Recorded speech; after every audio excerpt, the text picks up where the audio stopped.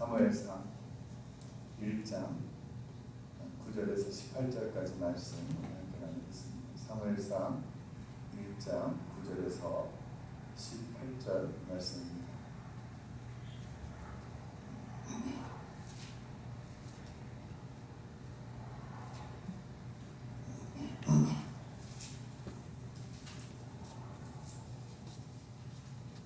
제가 선생님이 구약성경 408페이지입니다. 기도로 듭니다. 그들이 실로에서 먹고 마신 후에 한나가 일어나니 그때에 제사장에 일린 여호와의 전 문설주 곁 의자에 앉아 있었더라.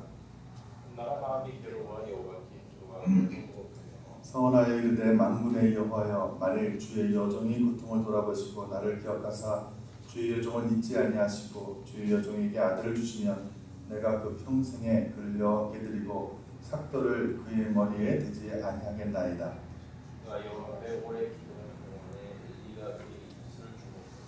한나가 속으로 말하되 입술만 움직이고 음성은 들리지 아니하므로 엘리는 그가 취한 줄로 생각한지라.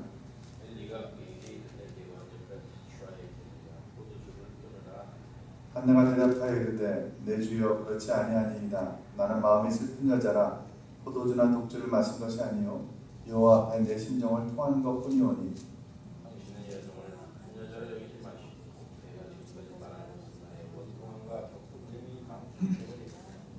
엘리가 대답하여 이르되 평안히 가라.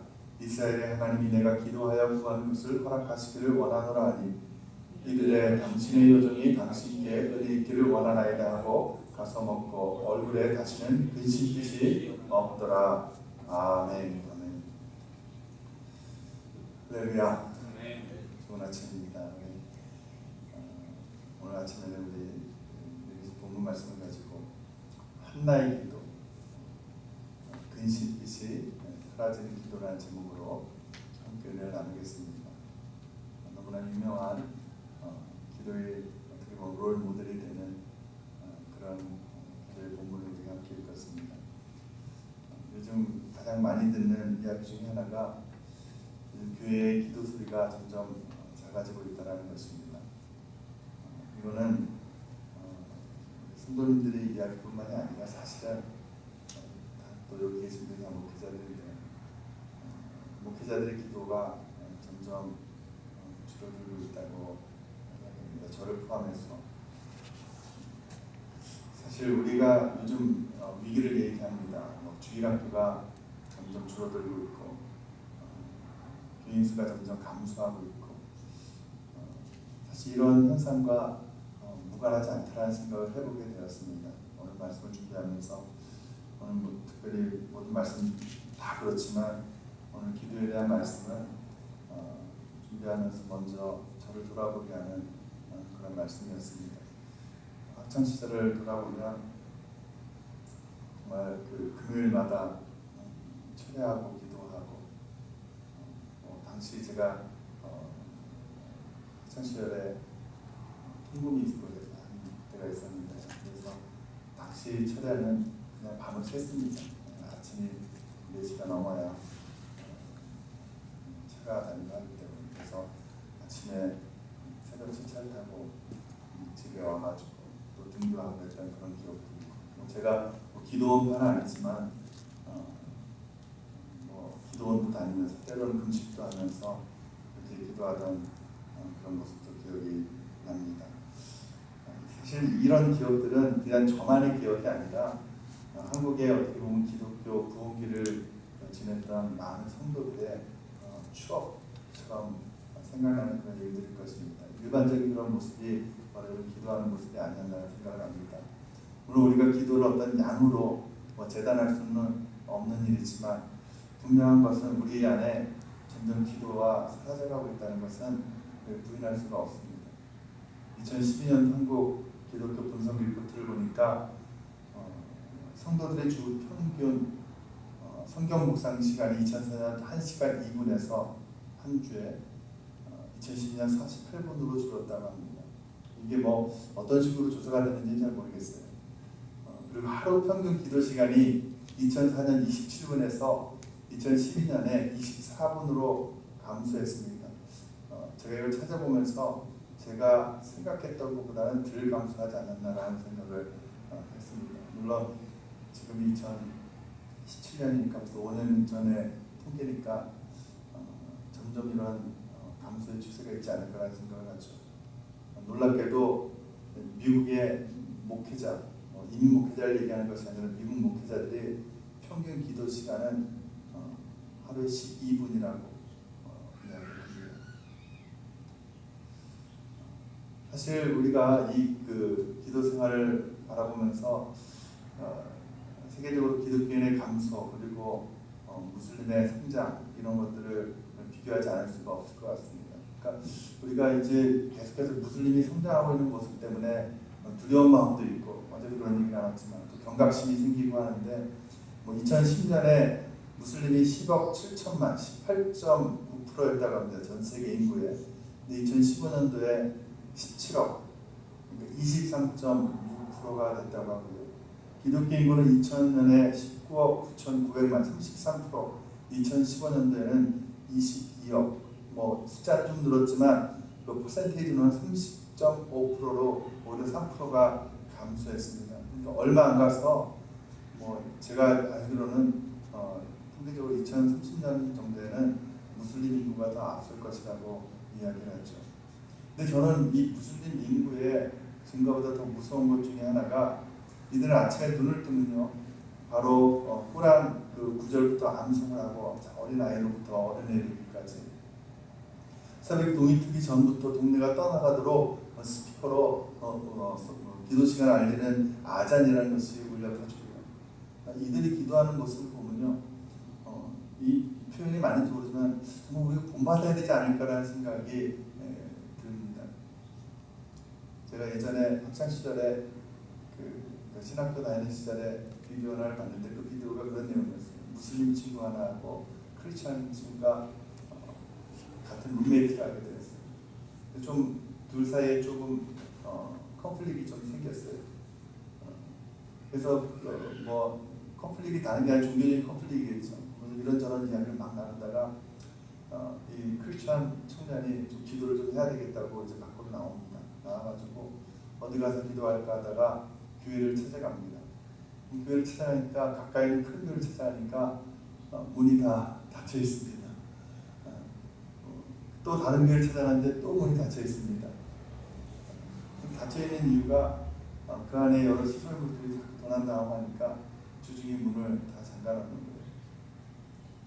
그러면서 길거리를 지나가는데 한쪽에 이슬람 사원 앞에 수많은 사람들이 엎드려서 기도하고 하는 그런 모습을 보면서 크리스천들의 기도의 생활에 대해서 스스로 반성하고 했던 그런 비디오 영상을 제가 많이 아직도 그래서 기억에 지금 많이 남고 있습니다.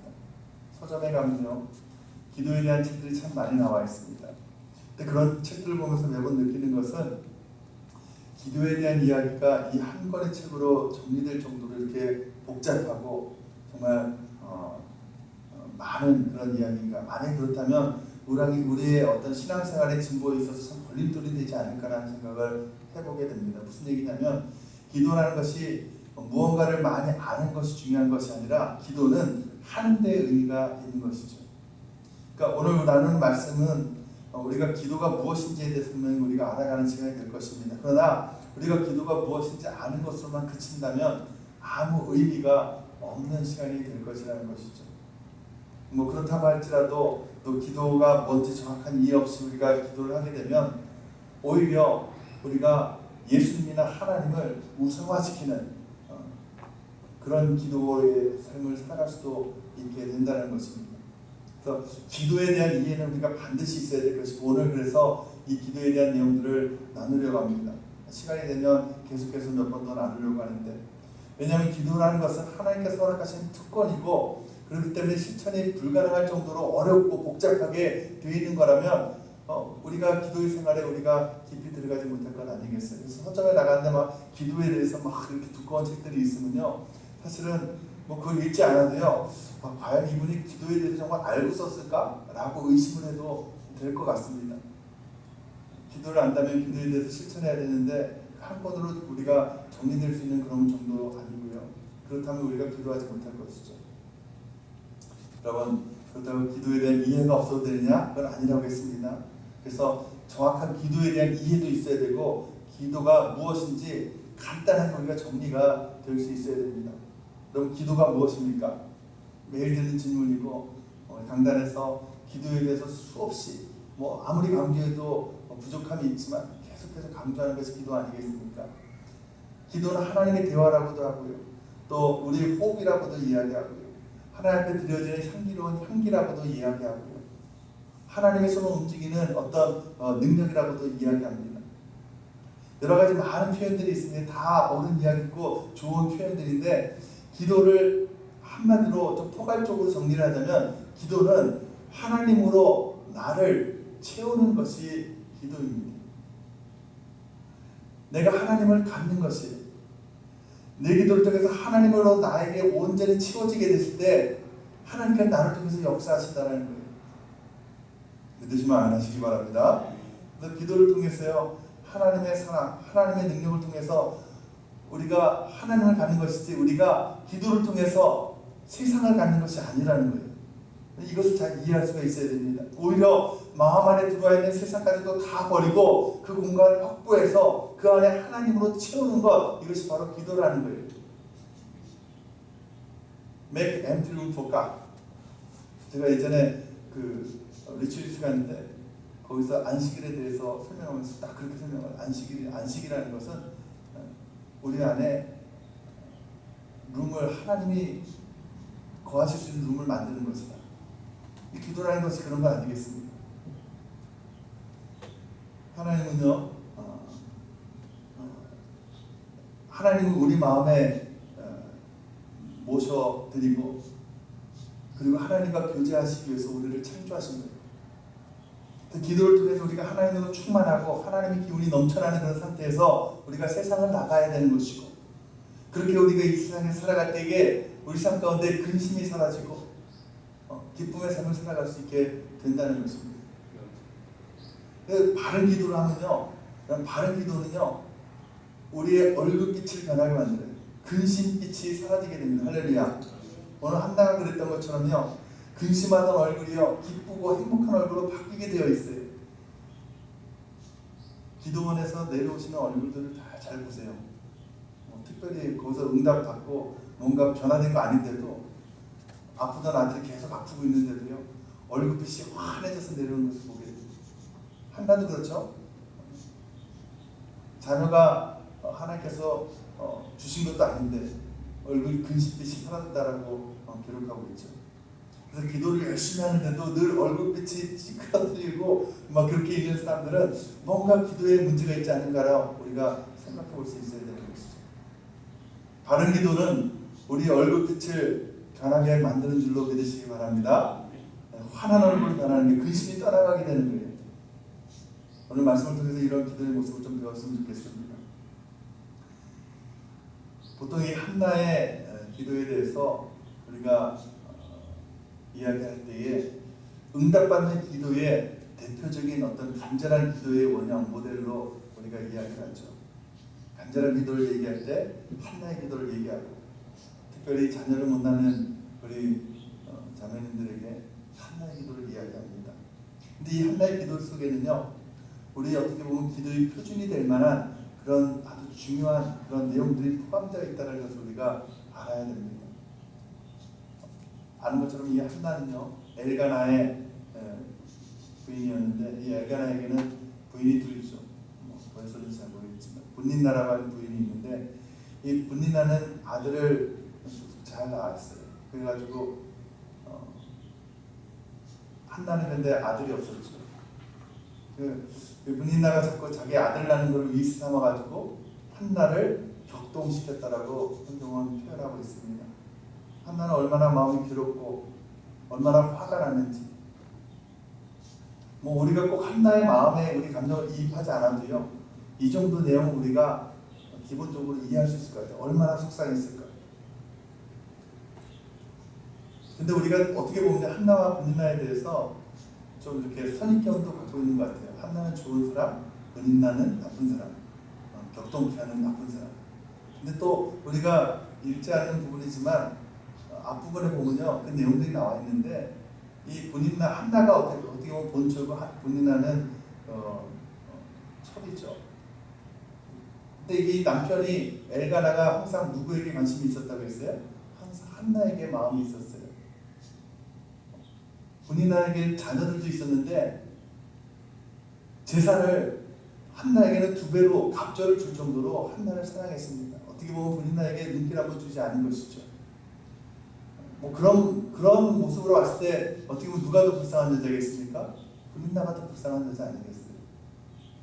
그러니까 성경은 분인나가 한나를 격분시켰다고 얘기하지만 이 분인나의 측면에서 우리가 바라봤을 때 충분히 속상하고 화가 나고 그런 마음이 있지 않았겠습니까?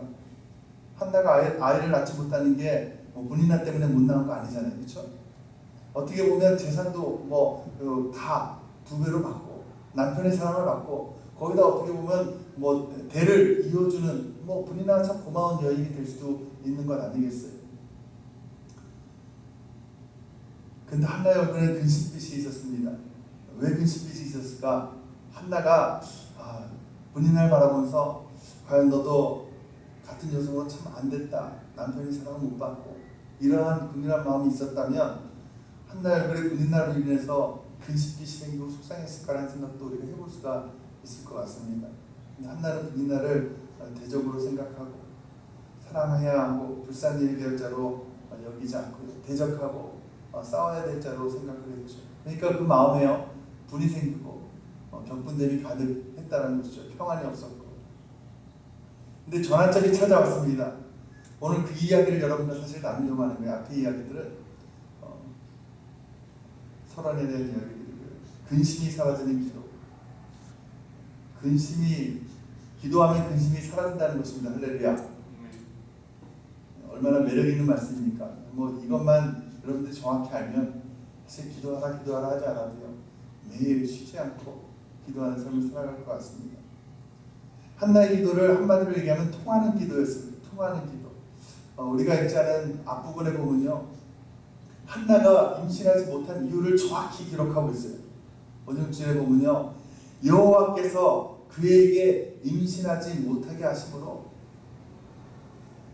누가 막으신 거예요? 하나님이 막으셨어요. 아이가 생기지 않게 한 것, 아들을 못 낳게 하신 거예요. 그리고 아들을 낳은 분인나가 격동하니까 한나가 미쳐버리는 거예요. 여기에서 기도가 무엇인지 신앙이 무엇인지를 적절하게 표현하고 있습니다. 한나가 지금 가서 이제 기도를 하죠. 사실은 실로에 올라가서 성막에 올라가서 기도하는데요. 매년 하던 기도고요. 한나는 늘 기도했을 거예요. 너무나 간절하게 기도하는데 나중에 어떤 기도로 이 기도가 바뀌게 되냐면 아들을 주시면 나실인으로 하나님께 바치겠습니다. 삭도를 대지 않고 아예 나실인으로 하나님께 바치겠습니다. 여러분 이 말을 우리가 내가 자녀를 낳는 목회자로 하나님께 드리겠습니다. 이 정도의 소원을 여러분 보시는데 그런 내용이 아니에요. 하나님께 드린다는 게 이제 더 이상 내 아들이 아니에요. 하나님께 바칠 아들을 낳아서 뭐 할까 라는 생각이 들 그런 모습입니다. 그러니까 이 기도를 보면서 아들을 얻게 되는 그 기도로 생각하면 내가 어떤 부족한 것이 있을 때 그 부족한 것을 얻기 위한 기도의 모델로서 이 기도를 우리가 제시하면 우리가 자세히 그 안을 들여다보면 틀린 기도의 모델이라는 것이죠. 그러니까 한번 아이를 낳아놓기를 소원하는 그런 모습처럼 보이는 것이죠. 근데 한번 낳아보자. 아들이 없기는 마찬가지입니다. 하나님께 드려버리는. 그러니까 좀 이런 표현하면 좀 어려울 것 같아요. 무슨 얘기냐면 사극 같은 걸 보면 왕비는 세자를 낳지 못하는데 지금 후처들이 아들을 낳았어요. 근데 그것 때문에 암투가 벌어지고 막 이렇게 하잖아요. 근데 이 왕비가 내가 아들을 낳으면 아들을 절해버리겠다. 왕세자를 만든 게 아니고 출가를 시키겠다. 이런 얘기랑 똑같은 거예요. 왜 그렇다면 아들을 구하겠습니까? 나도 아들 한번 낳아봤어 이 얘기하려고 구하겠습니까?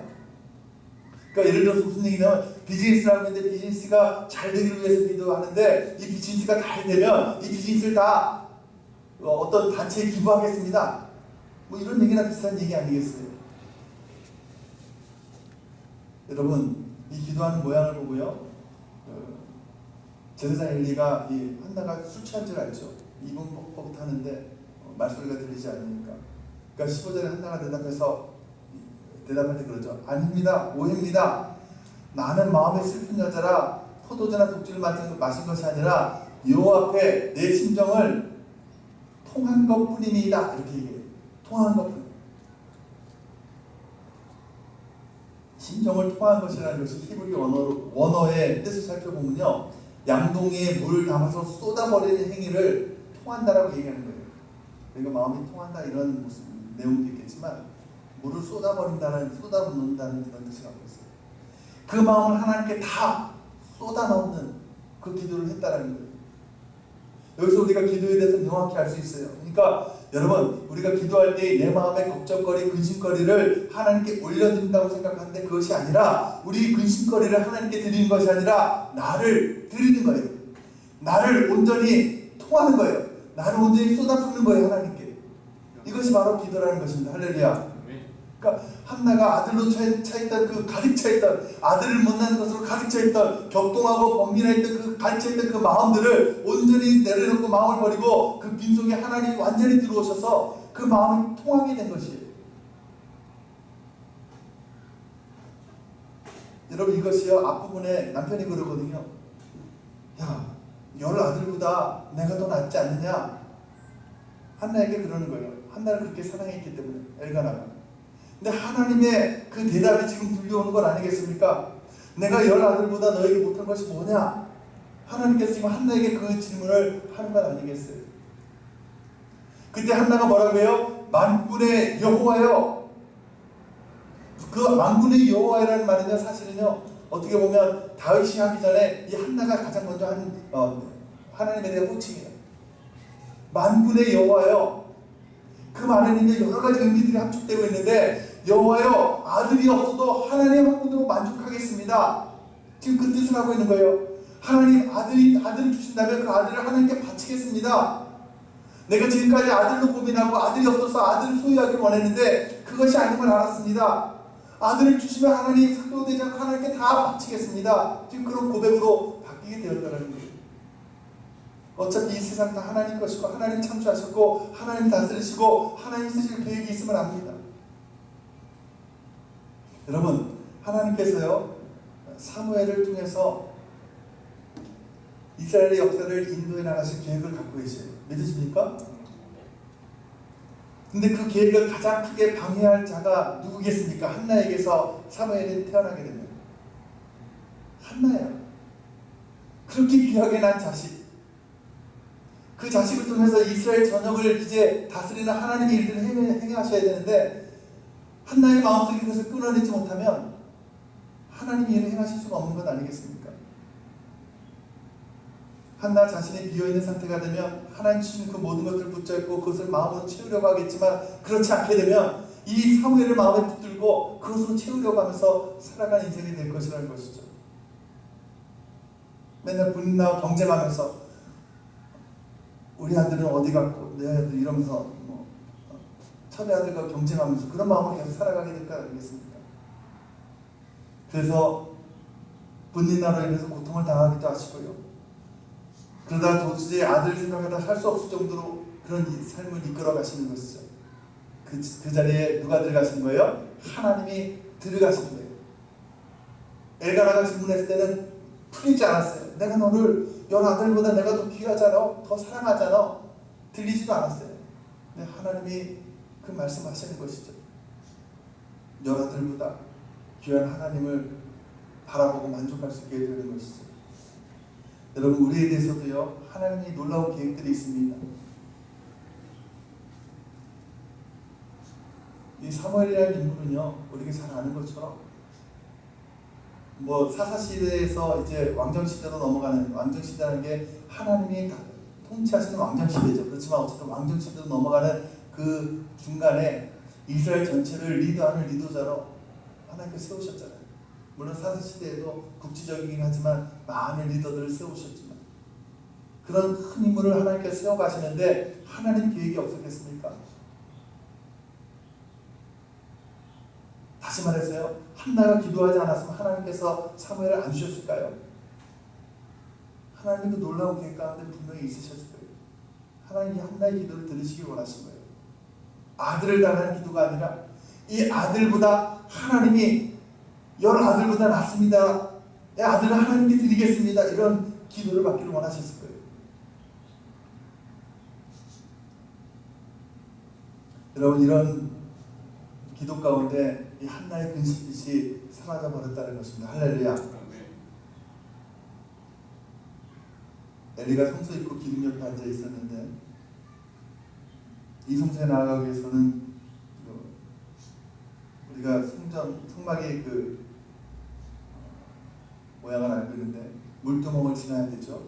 성소 바깥에 있는 번제란도 지나야 될 것 아니겠습니까?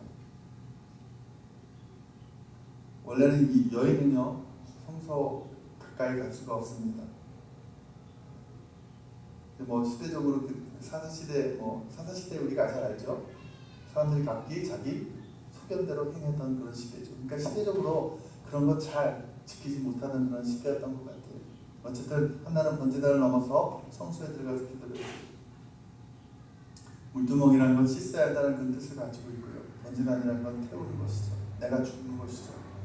그러니까 십자가를 지나서 하나님 앞에 나아가서 기도하는 이 한나의 모습 속에서 결국 하나님으로 채우는 기도의 삶으로 변하게 되었다는 것입니다.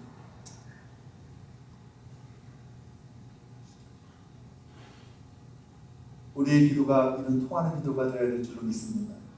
온전히 하나님께 쏟아부어야 되는 거예요. 우리가 하나님의 능력을 통해서 세상의 것을 채우려고 하는 그런 기도가 아니라 하나님으로 가득 나에게 채워서 세상으로 나가는 그런 기도가 되어야 될 것입니다. 사람은요, 통하지 않으면 죽잖아요. 그러니까 좋아하는 여자가 있는데 마음이 통하지 않으면요, 상사품 걸리고 죽는 거예요. 여러분, 우리가 마음이 답답하고 근심이 있습니다. 왜 그럴까요? 내가 바라고 소원하는 것이 있는데 통하지 않습니까? 그렇죠? 근데 오늘 본문 속에서 하나님을 찾아내고 하나님 앞에 이 자녀를 내려놓고 하나님께 드린다는 이 약속의 모습을 통해서 한나가 완전히 하나님께 온전히 드려졌음을 우리가 바라보게 되는 것입니다. 하나님이 계속 막으셨던 것이죠. 먼저 나에게 나와라. 내가 너희 자녀를 통해서 너무 놀라운 계획이 있는데 오히려 네가 방해꾼이 될지 모른다. 다 내려놓고 나에게 나와라. 그래서 불린 나를 격동시키고. 여러분, 아브라함은요 현실로 태어났던 자식을 바치게 됩니다. 이삭을 바치게 되죠. 왜 그랬습니까? 아브라함의 마음이 다 거기에 가 있으니까. 로마서 12장에 보면요 사도 바울이 이렇게 얘기하죠. 내가 하나님의 모든 자비하심으로 너희를 권하노니 너희 몸을 거룩한 산 제사로 하나님께 드리라. 여러분, 이것이 기도임을 믿으시기 바랍니다. 몸을 왜 산 제사로 드리겠습니까? 무슨 뜻이겠습니까?